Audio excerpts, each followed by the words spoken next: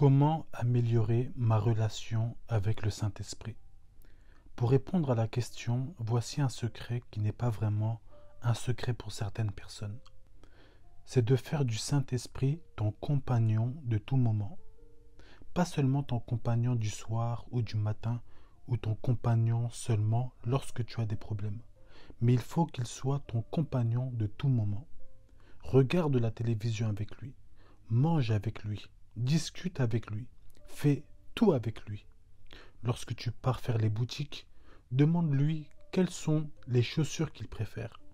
Pour t'encourager et à t'aider à comprendre ce message, je vais témoigner de plusieurs choses qui m'est arrivé et qui m'arrivent encore aujourd'hui dans ma marche et dans mon intimité avec le Saint-Esprit. Lorsque j'ai donné ma vie à Jésus-Christ, à partir de ce jour, des choses ont commencé à arriver dans ma vie en parlant de mon intimité avec le Saint-Esprit. Ce que je désirais au plus profond de moi-même, et c'est un sentiment qui est toujours en moi, c'était de grandir et d'approfondir ma relation avec le Saint-Esprit.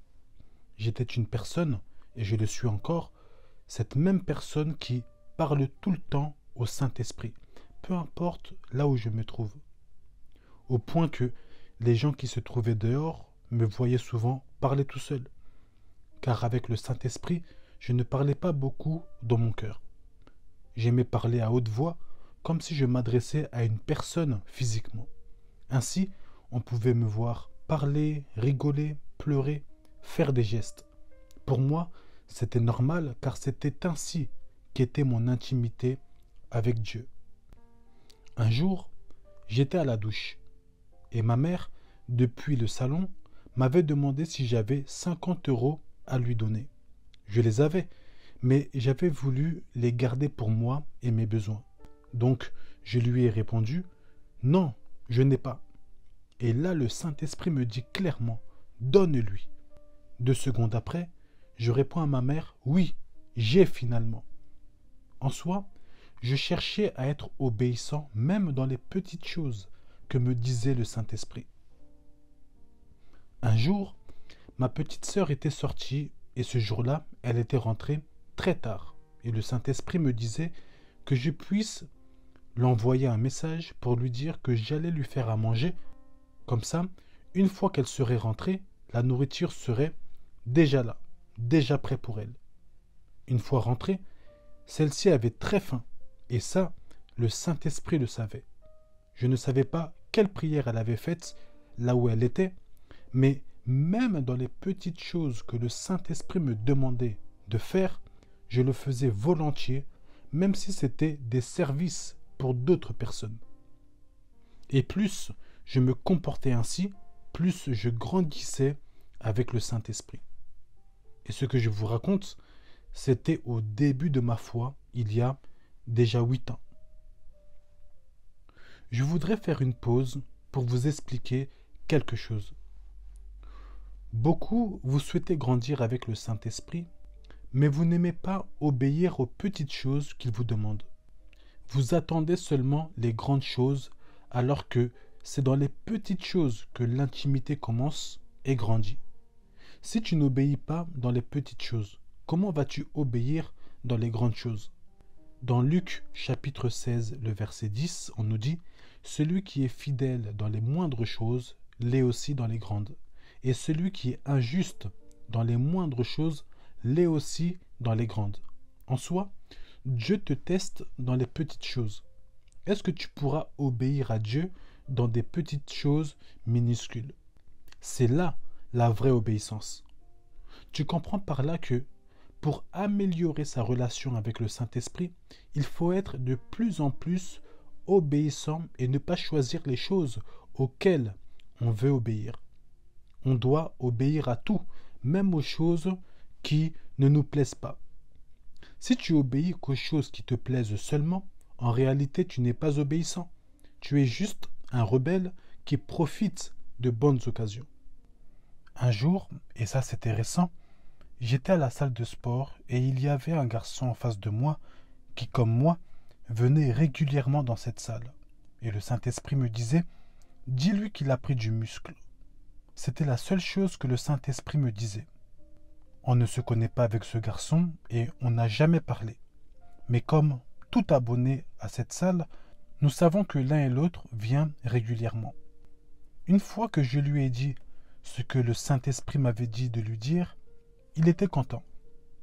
J'avais donc compris que c'était pour l'encourager et surtout que lorsque c'est une autre personne qui le remarque, c'est davantage encourageant.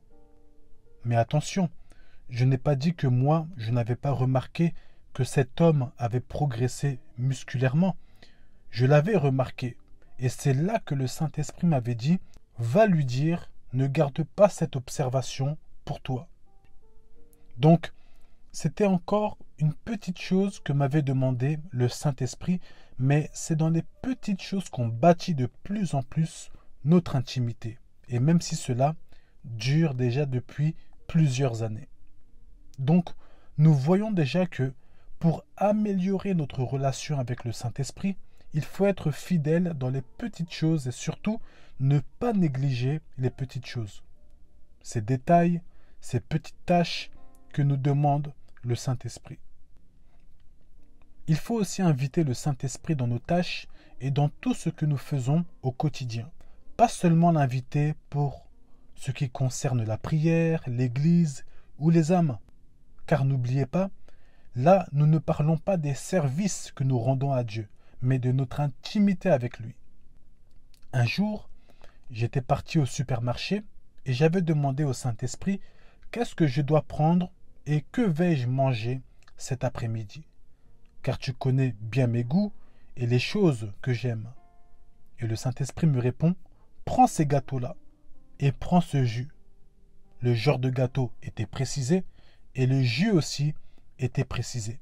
Pourtant, je ne pensais pas à prendre ces choses lorsque je suis arrivé au supermarché. En soi, il faut faire participer le Saint-Esprit même dans nos vies quotidiennes de tous les jours. Des choses peut-être que vous allez trouver banales, mais qui au contraire ne sont pas banales. Dans 1 Roi chapitre 19, le verset 7, on nous dit « L'ange de l'Éternel vint une seconde fois, le toucha et dit « Lève-toi, mange, car le chemin est trop long pour toi. » Ceci est un exemple pour dire que le Seigneur peut te dire par exemple d'aller manger, de sortir pour aller marcher un peu. Lorsque nous parlons d'intimité avec le Saint-Esprit, il ne faut pas toujours tout ramener à la prière, au jeûne ou à chasser les démons. Mais le Saint-Esprit est un véritable ami qui veut vraiment tout partager avec toi. Je ne sais pas si cela t'est déjà arrivé, mais un jour, je n'étais pas bien moralement et le Saint-Esprit me fait rappeler une vidéo que j'avais regardée et qui m'avait fait beaucoup rigoler. Et je me suis mis à rire. Cela a changé beaucoup de choses car j'avais compris que le Saint-Esprit voulait que j'oublie ce que j'avais expérimenté. Il m'a fait rigoler pour me dire la vie continue. Même dans tes rapports avec ta femme, ton mari, il faut que le Saint-Esprit soit le premier au milieu de tout ce qui se passe. Beaucoup, lorsque vous avez des problèmes conjugaux, des petites disputes, des accrochages, vous appelez vos parents, vos amis. Le Saint-Esprit est déjà plus proche et a l'oreille bien tendue vers vous. Mais vous en parlez plus aux hommes qu'au Saint-Esprit qui, lui, est mieux disposé à vous conduire et à vous conseiller. Lorsque vous avez cette habitude de l'inviter même dans votre foyer, il vous aidera en ce qui concerne votre foyer. Il te dira par exemple, ta femme est fatiguée, aide-la à faire la vaisselle. Ce soir, dis à ta femme que c'est toi qui feras à manger. Sortez un peu, allez au restaurant. Pourquoi le Saint-Esprit fait cela? Parce que dans l'intimité, il ne s'occupe pas que de toi.